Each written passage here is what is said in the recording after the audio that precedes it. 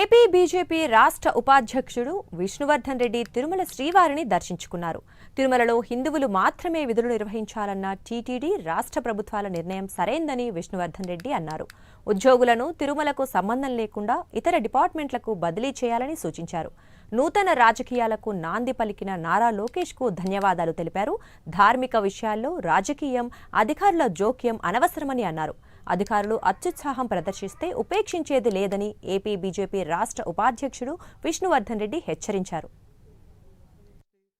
వెంకటేశ్వర స్వామిని, హిందూ ధర్మాన్ని విశ్వసించే వ్యక్తులను తిరుమలలో స్వామివారి సేవలో పనిచేసే విధంగా పాలకవర్గం కానీ ప్రభుత్వం కానీ తీసుకున్న నిర్ణయం ఏదైతే ఉందో ఇది ఒక చక్కటి నిర్ణయం.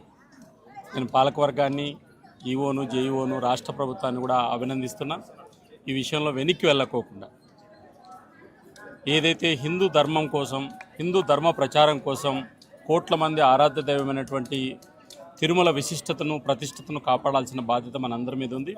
కాబట్టి అన్ని మతస్థులకు సంబంధించినటువంటి విషయంలో ఖచ్చితంగా కొంత వేగవంతమైన చర్యలు తీసుకొని వాళ్ళను ఇతర శాఖలకు కానీ లేదా ఇతర డిపార్ట్మెంట్లకు కానీ తిరుమలకు సంబంధం లేకోకుండా, టీటీడీకి సంబంధం లేకుండా వాళ్ళను ఇతర బాధ్యతల నుంచి తొలగించి వారిని వేరే బాధ్యతలకు పంపాల్సినటువంటి అవసరం ఉంది.